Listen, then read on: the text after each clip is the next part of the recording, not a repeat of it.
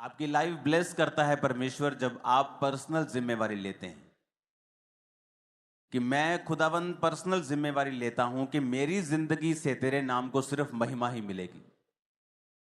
जब आप अपने काम पर हैं, आप चोरी नहीं करते, ये एक पर्सनल महिमा है खुदावंद को देना कि ये क्रिश्चियन है इसलिए चोरी नहीं करता।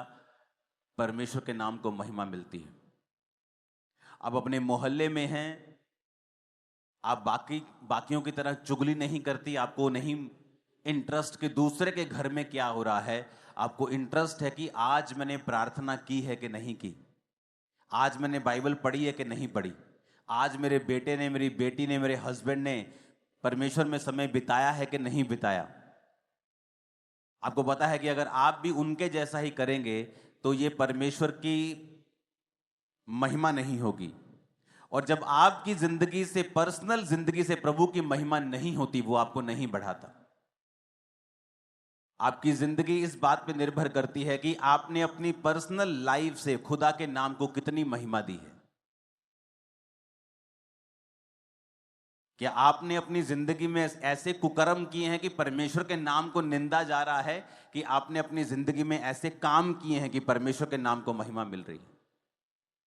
परमेश्वर ने कहा तुम्हारे भले कामों को देखकर लोग तुम्हारे पिता की जो स्वर्ग में है लोग बढ़ाई करें।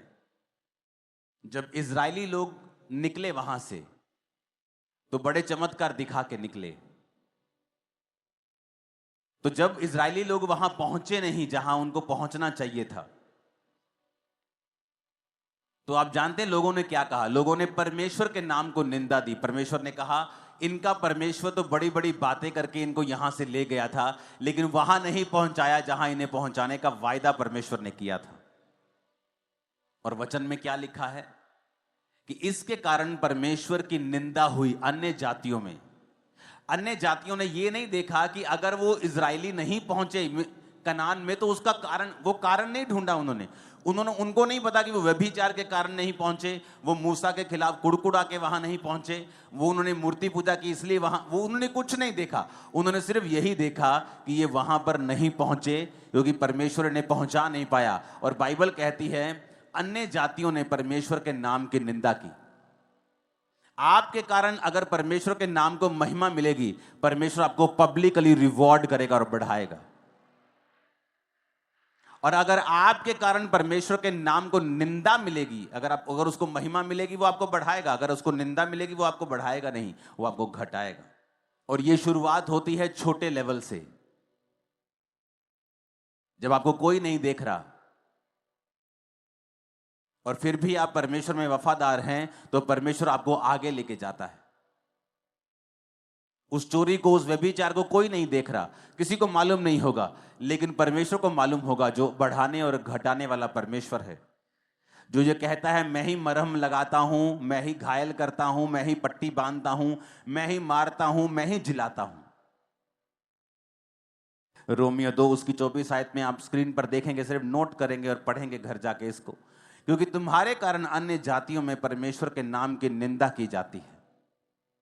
इसमें परमेश्वर कंप्लेंट करता है कि तुम्हारे कारण। परमेश्वर ने यह नहीं कहा मेरे कारण या शैतान के कारण कि शैतान कर रहा है। परमेश्वर ने कहा नहीं, तुम्हारे कारण परमेश्वर की निंदा की जाती है अन्य जातियों में।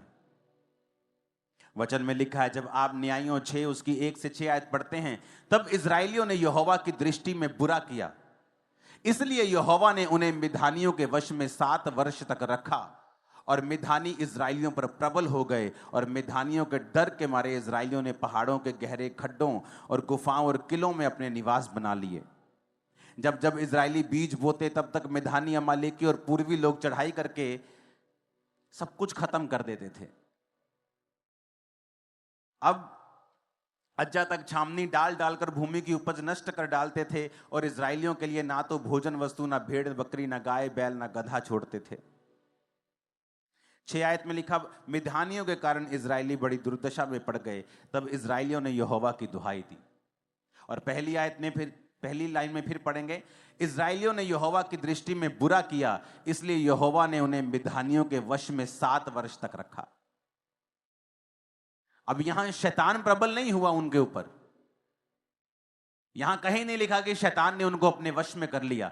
परमेश्वर ने कहा वो परमेश्वर से मुड़ गए और इजरायलियों ने पाप किया, इसलिए परमेश्वर ने उन्हें मिधानियों के यानी उनके दुश्मन के वश में 7 वर्ष तक रखा। इसलिए नहीं कि शैतान भारी था, मैं आपको बताना चाहता हूं कि जब आप मौका देंगे शैतान को, अन्य जातियां खुश होंगी।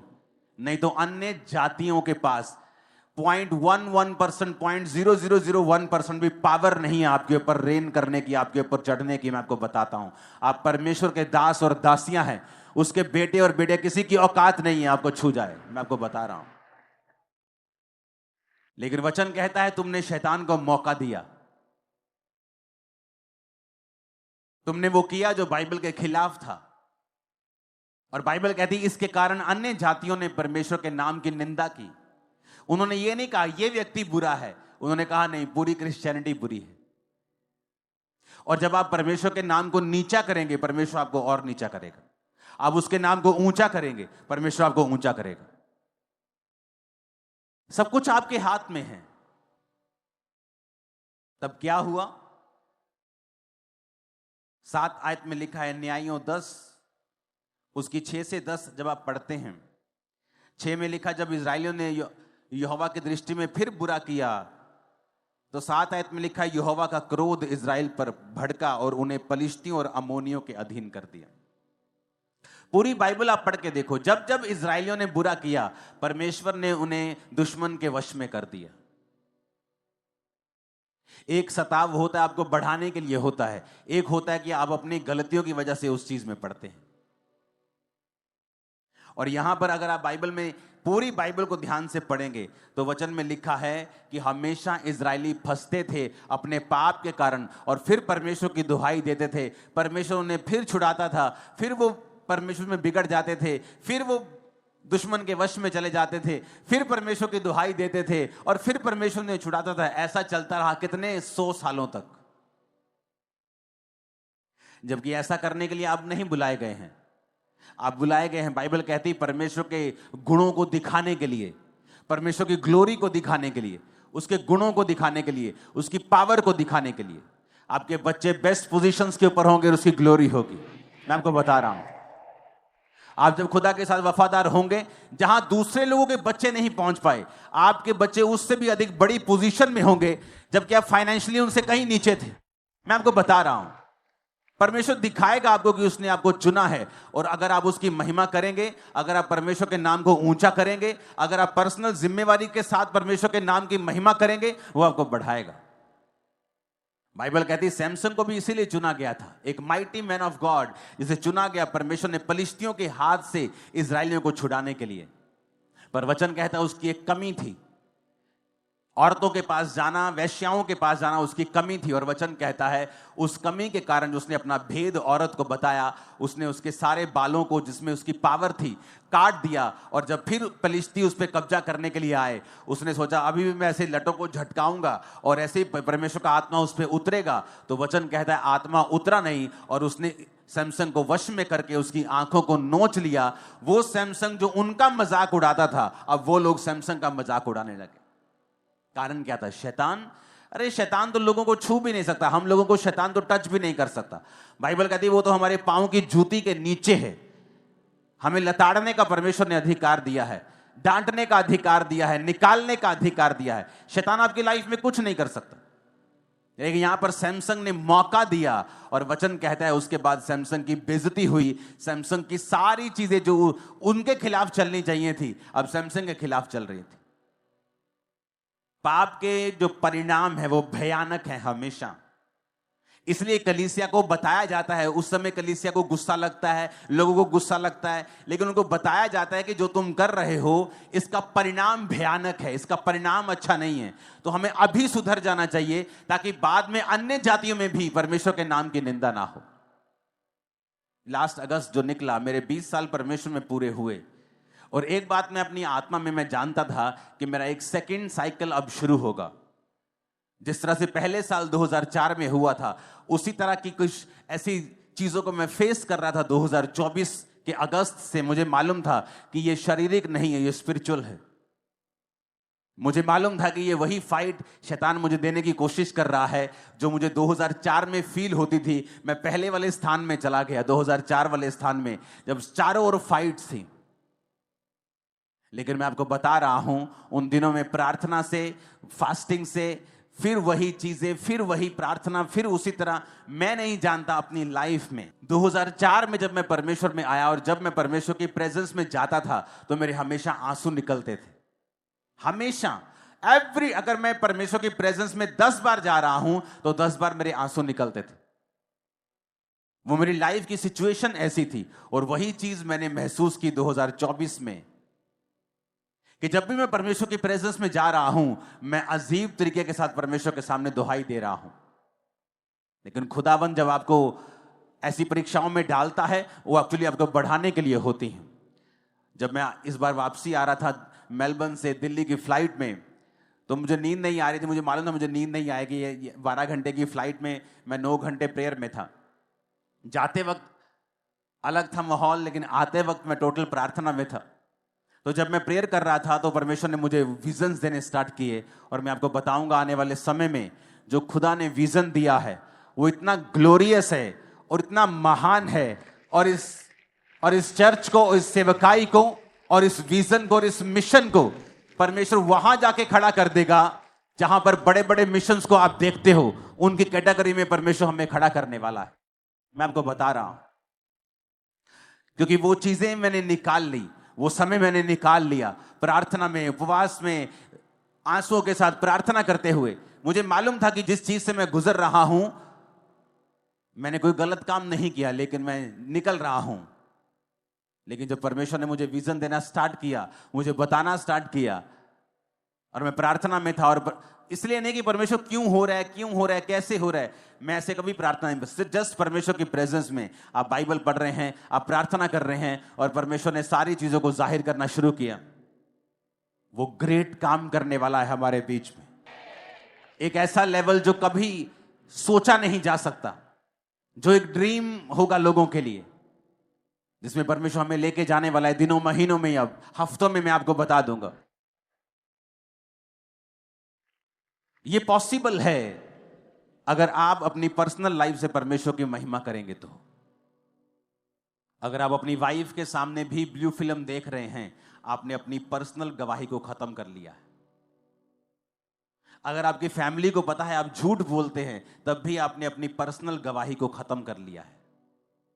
आपकी पर्सनल टेस्टिमनी आपके लिए सबसे बड़ा ट्रेजर है, सबसे बड़ा धन है, सबसे बड़ा खजाना है। आपकी गवाही जो आपको अपने आसपास लोगों को पहले बतानी है।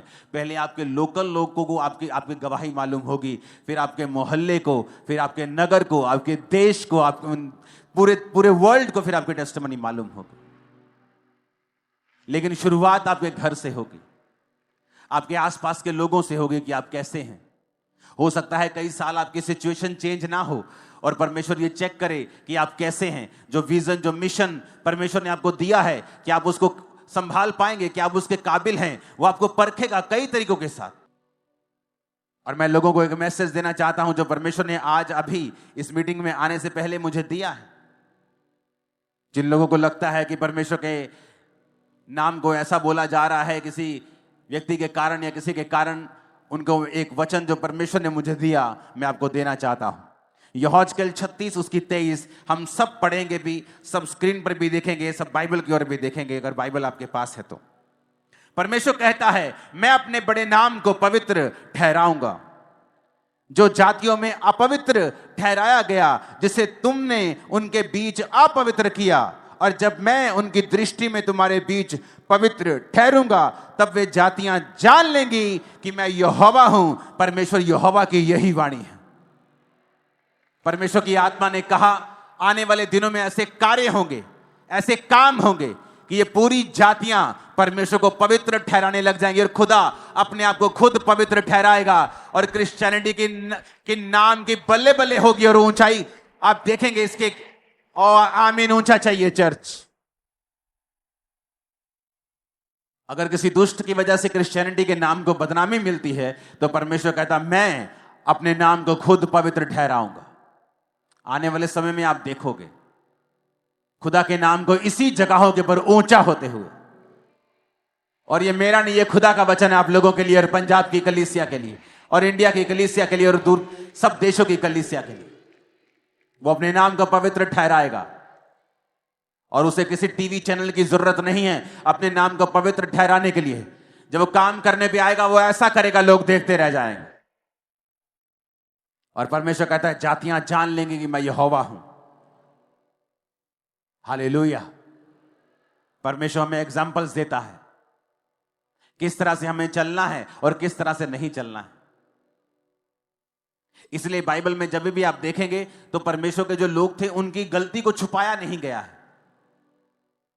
यह नहीं कि अगर दाऊद ने व्यभिचार किया तो उसकी गलती को छुपा दिया कि दाऊद ने नहीं किया। परमेश्वर ने बताया कि दाऊद ने व्यभिचार किया और उसकी वजह से दाऊद को मुसीबतें सहनी पड़ी, उसके घर में तलवार चली, दाऊद को फिर नंगे पांव वहीं भागना पड़ा जहां से उसने शुरुआत की थी। दाऊद ने कहां से शुरुआत की थी? उन्हीं पहाड़ों में जहां वो अपने पिता की थोड़ी सी भेड़ बकरियों को चराता था, नंगे पांव रहता था, धूप में, पाले में, औस में रहता था। और जब उसने पाप किया राजा बनने के बाद उसी पहाड़ में उसी नंगे पांव उसको भागना पड़ा और लोग कहते थे ओछा ओछा। और लोगों को मौका मिला दाऊद को निंदा करने का। और वचन क्या कहता है? अगर तुम व्यभिचार करोगे तुम्हारी नाम धराई कभी मिटने वाली नहीं है। क्या हो सकता है कोई अंगारों पर चले और ना जले? क्या हो सकता है कोई अंगारे अपने कपड़ों के ऊपर रख ले और उसके कपड़े बच जाएं? परमेश्वर ने कहता अगर जो व्यभिचार के ऊपर चलेगा उसका हाल भी ऐसा ही होगा। आपको यह बात समझनी पड़ेगी, आपकी पर्सनल जिम्मेवारी है एज ए क्रिश्चियन कि आप अपने आसपास के लोगों के लिए कैसी एग्जाम्पल हैं। अगर आप बैड एग्जाम्पल हैं तो परमेश्वर का क्रोध आपके ऊपर रहेगा, कोई काम भी सफल नहीं होगा। आपकी टेस्टिमनी जो 1 साल 2 साल में आपको मिलनी है वो कहीं परमेश्वर 20 30 40 साल पर उसको लंबा कर देगा। तो आपको यह बात समझनी पड़ेगी। ये वचन मैंने आपको परमेश्वर की ओर से दिया है कि परमेश्वर कहता है कि मैं अपनी महिमा फिर से बनाऊंगा, अपने नाम को मैं पवित्र ठहराऊंगा और लोग देखेंगे। और मैं आपको ये भविष्यवाणी करके कह रहा हूं, दुनिया के लोग, फॉरेन के लोग भी इंडियन क्रिश्चियंस को स्टडी करने के लिए आएंगे कि किस तरह से इनका विश्वास इतना मजबूत और इतना सामर्थ्य। मैं आपको बता रहा हूं, आप देखोगे आने वाले समय में दूसरे देशों के लोगों को भेजा जाएगा कि जाओ और इंडियन क्रिश्चियंस जो हैं उनकी लाइफ को स्टडी करो कि किस तरह से परमेश्वर ने उनकी लाइफ में काम किया या उन्होंने किस तरह से बेदारी को फैलाया है। उनकी लाइफ्स को जाके स्टडी करो ताकि हम भी अपने देश में वैसा ही। आप देखोगे इस भविष्यवाणी को पूरा होते हुए। मैं आपको बता रहा हूं, मोरक्कन को आप बड़े लोगों को, तुर्कियों को आप बड़े लोगों को देखोगे, खासकर व्हाइट स्किन लोगों को आप ज्यादा देखोगे इंडिया में आते हुए, पंजाब में आते हुए, जस्ट स्टडी करने के लिए कि परमेश्वर ने इनकी लाइफ में कैसे काम किया और कैसे सुसमाचार ये फैलाते हैं, क्यों ये परमेश्वर इनकी लाइफ में इतना बड़ा काम कर रहा है। वो आपकी स्टडी करने के लिए आएंगे और खुदा के नाम की महिमा होगी। वो अपने नाम को पवित्र ठहराएगा, उसका नाम ऊंचा होगा। आप ऊंचा करेंगे, मैं ऊंचा करूंगा यीशु मसीह के नाम। हालेलुया। एक समय होता है आप परीक्षाओं से गुजरते हैं, एक समय होता है परमेश्वर फिर आपको फल देता है। लेकिन आप ये मेक श्योर करें कि आपकी परीक्षा आपके पाप की वजह से ना हो, आपकी परीक्षा आपके बढ़ने के लिए हो, वो परमेश्वर की ओर से हो, शैतान की ओर से ना हो। अपने मन से बात करो धीरे धीरे शब्दों में कि आज से मैं परमेश्वर की जिम्मेवारी लूंगा और मैं खुदा के नाम को महिमा दूंगा। एक भी कर्म नहीं ऐसा करूंगा कि परमेश्वर के नाम को निंदा मिले। मैं और मेरा घराना हम मिलकर परमेश्वर की सेवा करेंगे। आमीन। ऊंचा ये आशीष हमारी है। हालेलुया। तैयार हो खुदावंद की महिमा करने के लिए? पर्सनल जिम्मेवारी है आपकी लाइफ पर। परमेश्वर आपको देख रहा है। आपका जो मन है वो परमेश्वर से लगा होना चाहिए। अगर आपका मन प्रभु से लगा हुआ है, जब आप चर्च में नहीं हैं या फायर एटमॉस्फेयर में नहीं हैं, आप वर्शिप के माहौल में नहीं है, जस्ट अपने वर्क प्लेस पे हैं, कहीं घूम रहे हैं, कहीं जा रहे हैं, अगर आपके मन में हमेशा परमेश्वर के साथ आप जुड़े हुए हैं, आपको मालूम होगा क्या गलत है और क्या सही है। मुझे ये नहीं करना है, मुझे ये करना है। बाइबल कहती है जब आप पाप करते हैं छोटा सा, आपका विवेक निर्बल हो जाता है। क्या हो जाता है? कमजोर हो जाता है। आप छोटे छोटे पाप करते हैं ना, और ऐसे पाप करते हैं आपको मालूम होता है कि ये पाप है, धीरे धीरे वो पाप आपकी लाइफ में रेगुलर हो जाता है। अगर आपके शरीर को थकावट हो जाए एक दिन तो बहुत महसूस होती है, लेकिन जब लगातार वो चलती जाती है आप हैबिचुअल हो जाते हैं कि ये प्रॉब्लम आपकी लाइफ में है। जब एक व्यक्ति छोटे छोटे पाप करता है, आंखों का पाप, व्यभिचार, कुछ मोबाइल पे देख लिया, कुछ गलत काम कर लिया, उसका विवेक निर्बल हो जाता है। जब आप निर्बल हो जाते हैं, तब अगर आप अपनी निर्बलता का इलाज ना करें तो आप मर जाते हैं। और जब विवेक मर जाता है, मैं आपको बता रहा हूं, वो अगर वो पाप भी करेगा उसका विवेक उसे दोषी नहीं ठहराता। पता है क्यों? क्योंकि उसका विवेक मरा हुआ है। एक मरा हुआ बंदा इल्जाम नहीं लगा सकता। एक मरा हुआ व्यक्ति नहीं कह सकता ओ तेरे मुंह पे दाग लगा हुआ है, ओ तेरे कपड़ों पे दाग है। मरा हुआ व्यक्ति नहीं कह सकता। जब पाप कर करके विवेक को खत्म ही कर लिया, विवेक मार ही लिया, तो विवेक दोषी क्यों ठहराएगा फिर आपको? फिर विवेक आपको दोषी नहीं ठहराएगा, क्योंकि आपका विवेक तो मरा हुआ है। अगर मरा हुआ ना होता तो इतने बड़े बड़े आप काम ना करते। कितने मेरी बातों को समझ रहे हैं? आप प्रभु में सही चल रहे होते हैं, आप कुछ गलत करते हैं, हल्का सा भी आपके अंदर गिल्टी की भावना आती है। कितने मेरी बात को समझ रहे हैं? चाहे आप थोड़ा सा डांट भी नहीं किसी, आपके अंदर गिल्टी की भावना आती है, गिल्टी गिल्टी फील होता है। लेकिन कईयों को नहीं होता है। क्यों? क्योंकि वो अपने विवेक को निर्बल कर करके विवेक को मार चुके हैं, डेड कर चुके हैं, डेथ हो गई है विवेक की। अब वो कुछ भी कर रहे हैं क्योंकि उनका विवेक उन्हें दोषी कहते हैं। विवेक दोषी नहीं ठहराता तो आप दोषी नहीं। बाइबल ऐसा नहीं कहती। बाइबल कहती है वचन तुम्हें दोषी ठहराता है, सिर्फ विवेक नहीं। अगर वचन तुम्हें दोषी ठहराता है तो तुम दोषी हो। अगर तुम्हारा विवेक मर ही चुका है तो वो तुम्हें दोषी कैसे ठहराएगा? क्योंकि तुमने उसे खत्म कर दिया है पाप कर करके। हालेलुया। तो जब आप पहले स्टेप पे होते हैं और आपके अंदर गिल्टी आती है कि नहीं ये मुझे गलत लग रहा है, ये थोड़ी सी चोरी, इनडायरेक्ट चोरी, ये चीजें, तभी उसको इलाज करना है, तभी अपने दुर्बलता का इलाज करना है। विवेक को तभी कमजोर होने से बचाना है और उसे मजबूत रखना है। क्योंकि विवेक जब कमजोर हो जाएगा धीरे धीरे वो मर जाएगा, और जब मर जाएगा तुम कुछ भी कर लो, कत्ल भी कर दोगे, तुम कहोगे कोई बात नहीं, मूसा ने भी किया था। फिर तुम एग्जाम्पल्स ढूंढने लगोगे बाइबल में से, और तुम वचन का आसरा लेकर फिर गलत काम करोगे, क्योंकि तुम्हारा विवेक जो है वो मर चुका है।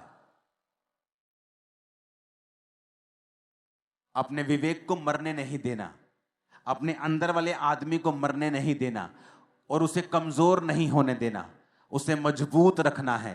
क्योंकि जब आपका विवेक सही होता है तब परमेश्वर आपके अंदर एक विश्वास का उत्पत्ति करता है। अगर आपकी लाइफ में एक बड़ा काम आपको करना है कि ये मेरी लाइफ में हीलिंग होनी चाहिए, खुदावन ये मेरा बेटा बचना चाहिए, प्रभु ये मेरी बेटी मसीह में आनी चाहिए, प्रभु मेरा हस्बैंड मसीह में आना चाहिए, उसके लिए आपको संपूर्ण फेथ चाहिए कि आप प्रार्थना में बैठे, खुदावन मेरे हस्बैंड के दिल दिमाग रुचि जिस्म जान पे अपना अधिकार कर। जितनी अंधकार की शक्तियां इसके जीवन में मैं डांटती हूं, यीशु के नाम में इसके जीवन को छोड़ के जाए। ये दलेरी कब आएगी? जब आपके अंदर विश्वास होगा कि यीशु के नाम में मैं सारे बंधन अपनी लाइफ के, गरीबी के, हमारी लाइफ में जितने गरीबी के श्राप हैं मेरे परिवार पर, मैं सारे बंधन तोड़ता हूं, डांटता हूं यीशु के नाम में। ये दलेरी कैसे आएगी? जब विवेक ऊंचा होगा और विश्वास हाई होगा। जब आपका विवेक निर्बल नहीं होता और आप विवेक मजबूत होता है, आपको पता है आप किसी बात में दोषी नहीं, आपका विश्वास टॉप पे होता है। क्यों? जब आपका विवेक सही होता है, आपका कनेक्शन प्रभु के साथ तार जुड़ी होती है। जब तार जुड़ी होती है, प्रभु आपसे बात करता है, आपको सुनाई देती है। निर्बल विवेक में जब प्रभु बात करता है तो कभी सुनाई देती है, कभी आधी सुनाई देती है, कभी अधूरी, कभी सुनाई देती है, कभी सुनाई देती नहीं है। जब विवेक मरा हुआ होता है तो परमेश्वर चिल्ला चिल्ला के भी बात करे, आपको कभी मालूम नहीं होगा कि प्रभु क्या चाहता है। जब विवेक मजबूत होता है, उससे क्या होता है, आपका मन आपको दोषी नहीं पाता। आप जब प्रार्थना करते हैं, प्रभु के सामने जाते हैं, तो आपको एक हियाव होता है कि मैं जो मांग रहा हूं परमेश्वर मुझे देगा। बाइबल का जो विश्वास है आपके अंदर एक अजीब रीति का बन जाता है। और जब आपका विश्वास बढ़ने लगता है, आपका विवेक हाई लेवल पे होता है, आप प्रेयर करते हैं और शैतान भागता है। कितने मेरी बात को समझ रहे हैं?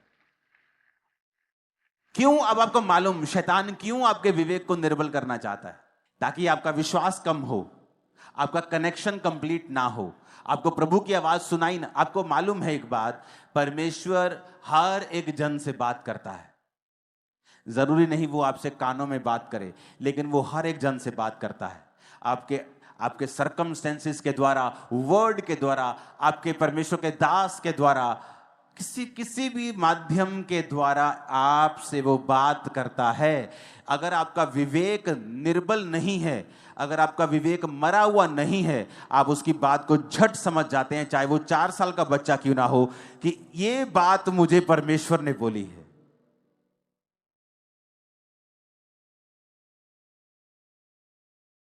हो सकता है आप बीमार हो क्योंकि आप ज्यादा पानी ना पीते हो, कम पानी पी रहे हो, आपकी बॉडी में पानी की कमी हो, और एक 4 साल का बच्चा आपको बोले मम्मा रोज पानी पिया करो, ज्यादा पानी पिया करो, और आपको नहीं मालूम वो प्रभु ने बात की है आपसे। क्योंकि आपका विवेक अगर मजबूत है तो परमेश्वर पत्थर को भी इस्तेमाल कर सकता है, बच्चे को भी कर सकता है, आपके दास को कर सकता है। वो किसी भी चीज को आपको बताने के लिए और बढ़ाने के लिए इस्तेमाल कर सकता है। कितने मेरी बात को समझ रहे हैं? और शैतान क्या करता है, वो आपको एक छोटा सा पाप देके आपके विवेक को निर्बल करता है और मार देता है, ताकि प्रभु चाहे चिल्लाए भी आपको कभी समझ नहीं आएगी प्रभु क्या चाहता है। अपने विवेक को जीवित रखें और फिर देखें ये जर्नी कितनी एक्साइटमेंट से भरी हुई है, आशीषों से भरी हुई है। सताव है स्टडी करने के लिए कि परमेश्वर ने इनकी लाइफ में कैसे काम किया और कैसे सुसमाचार ये फैलाते हैं, क्यों ये परमेश्वर इनकी लाइफ में इतना बड़ा काम कर रहा है। वो आपकी स्टडी करने के लिए आएंगे और खुदा के नाम की महिमा होगी। वो अपने नाम को पवित्र ठहराएगा, उसका नाम ऊंचा होगा। आप ऊंचा करेंगे, मैं ऊंचा करूंगा यीशु मसीह के नाम।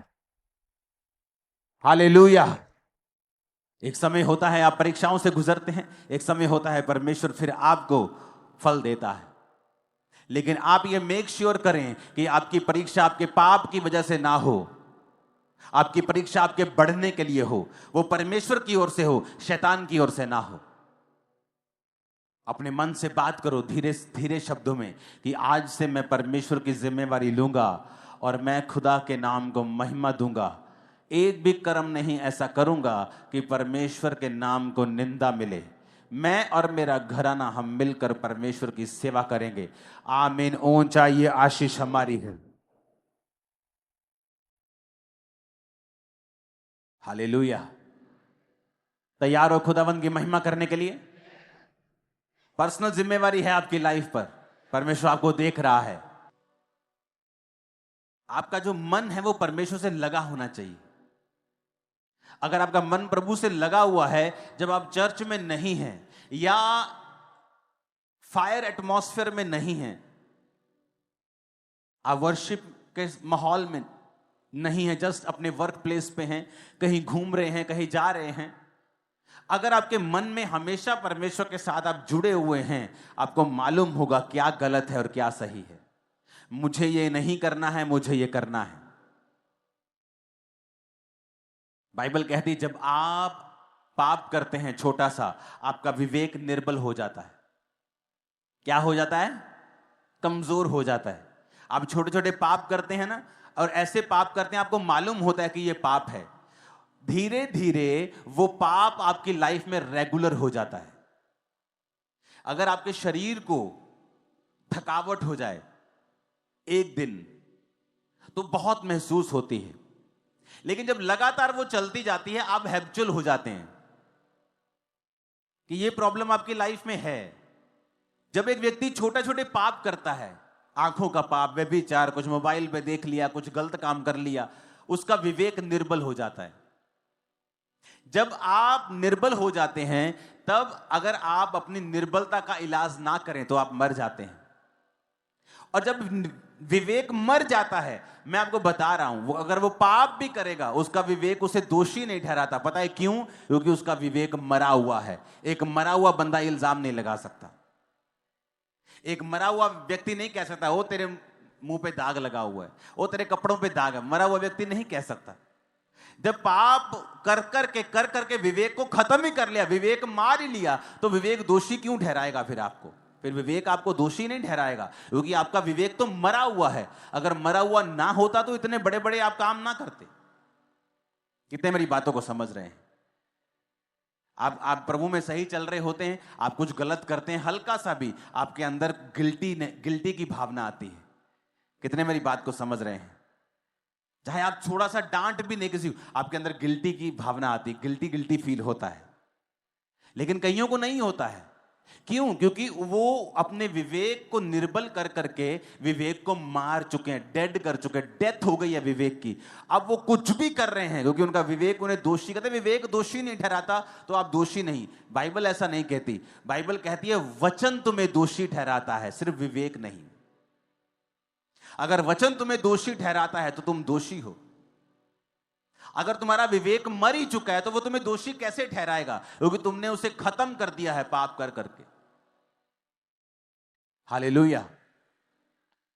तो जब आप पहले स्टेप पे होते हैं और आपके अंदर गिल्टी आती है कि नहीं, ये मुझे गलत लग रहा है, ये थोड़ी सी चोरी, इनडायरेक्ट चोरी, ये चीजें, तभी उसको इलाज करना है, तभी अपने दुर्बलता का इलाज करना है। विवेक को तभी कमजोर होने से बचाना है और उसे मजबूत रखना है। क्योंकि विवेक जब कमजोर हो जाएगा, धीरे धीरे वो मर जाएगा। और जब मर जाएगा, तुम कुछ भी कर लो, कत्ल भी कर दोगे, तुम कहोगे कोई बात नहीं, मूसा ने भी किया था। फिर तुम एग्जाम्पल्स ढूंढने लगोगे बाइबल में से, और तुम वचन का आसरा लेकर फिर गलत काम करोगे, क्योंकि तुम्हारा विवेक जो है वो मर चुका है। अपने विवेक को मरने नहीं देना, अपने अंदर वाले आदमी को मरने नहीं देना, और उसे कमजोर नहीं होने देना, उसे मजबूत रखना है। क्योंकि जब आपका विवेक सही होता है, तब परमेश्वर आपके अंदर एक विश्वास का उत्पत्ति करता है। अगर आपकी लाइफ में एक बड़ा काम आपको करना है कि ये मेरी लाइफ में हीलिंग होनी चाहिए, खुदावन ये मेरा बेटा बचना चाहिए, प्रभु ये मेरी बेटी मसीह में आनी चाहिए, प्रभु मेरा हस्बैंड मसीह में आना चाहिए, उसके लिए आपको संपूर्ण फेथ चाहिए कि आप प्रार्थना में बैठे, खुदावन मेरे हस्बैंड के दिल दिमाग रुझ जिस्म जान पे अपना अधिकार कर। जितनी अंधकार की शक्तियां इसके जीवन में मैं डांटती हूं, यीशु के नाम में इसके जीवन को छोड़ के जाए। ये दलेरी कब आएगी? जब आपके अंदर विश्वास होगा कि यीशु के नाम में मैं सारे बंधन अपनी लाइफ के, गरीबी के, हमारी लाइफ में जितने गरीबी के श्राप हैं मेरे परिवार पर, मैं सारे बंधन तोड़ता हूं, डांटता हूं यीशु के नाम में। ये दलेरी कैसे आएगी? जब विवेक ऊंचा होगा और विश्वास हाई होगा। जब आपका विवेक निर्बल नहीं होता और आप विवेक मजबूत होता है, आपको पता है आप किसी बात में दोषी नहीं, आपका विश्वास टॉप पे होता है। क्यों? जब आपका विवेक सही होता है, आपका कनेक्शन प्रभु के साथ तार जुड़ी होती है। जब तार जुड़ी होती है, प्रभु आपसे बात करता है, आपको सुनाई देती है। निर्बल विवेक में जब प्रभु बात करता है तो कभी सुनाई देती है, कभी आधी सुनाई देती है, कभी अधूरी, कभी सुनाई देती है, कभी सुनाई देती नहीं है। जब विवेक मरा हुआ होता है तो परमेश्वर चिल्ला चिल्ला के भी बात करे, आपको कभी मालूम नहीं होगा कि प्रभु क्या चाहता है। जब विवेक मजबूत होता है, उससे क्या होता है, आपका मन आपको दोषी नहीं पाता। आप जब प्रार्थना करते हैं, प्रभु के सामने जाते हैं, तो आपको एक हियाव होता है कि मैं जो मांग रहा हूं परमेश्वर मुझे देगा। बाइबल का जो विश्वास है आपके अंदर एक अजीब रीति का बन जाता है। और जब आपका विश्वास बढ़ने लगता है, आपका विवेक हाई लेवल पे होता है, आप प्रेयर करते हैं और शैतान भागता है। कितने मेरी बात को समझ रहे हैं? क्यों? अब आपको मालूम शैतान क्यों आपके विवेक को निर्बल करना चाहता है? ताकि आपका विश्वास कम हो, आपका कनेक्शन कंप्लीट ना हो, आपको प्रभु की आवाज सुनाई ना। आपको मालूम है एक बात, परमेश्वर हर एक जन से बात करता है। जरूरी नहीं वो आपसे कानों में बात करे, लेकिन वो हर एक जन से बात करता है। आपके सर्कमस्टेंसेस के द्वारा, वर्ड के द्वारा, आपके परमेश्वर के दास के द्वारा। किसी किसी भी माध्यम के द्वारा आपसे वो बात करता है। अगर आपका विवेक निर्बल नहीं है, अगर आपका विवेक मरा हुआ नहीं है, आप उसकी बात को झट समझ जाते हैं, चाहे वो 4 साल का बच्चा क्यों ना हो, कि ये बात मुझे परमेश्वर ने बोली है।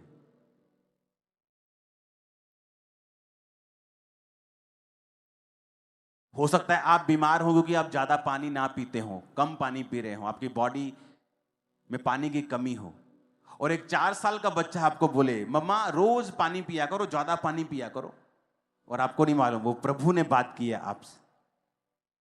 क्योंकि आपका विवेक अगर मजबूत है तो परमेश्वर पत्थर को भी इस्तेमाल कर सकता है, बच्चे को भी कर सकता है, आपके दास को कर सकता है, वो किसी भी चीज को आपको बताने के लिए और बढ़ाने के लिए इस्तेमाल कर सकता है।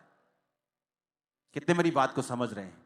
और शैतान क्या करता है, वो आपको एक छोटा सा पाप देके आपके विवेक को निर्बल करता है और मार देता है, ताकि प्रभु चाहे चिल्लाए भी आपको कभी समझ नहीं आएगी प्रभु क्या चाहता है। अपने विवेक को जीवित रखें और फिर देखें ये जर्नी कितनी एक्साइटमेंट से भरी हुई है, आशीषों से भरी हुई है। सताव है,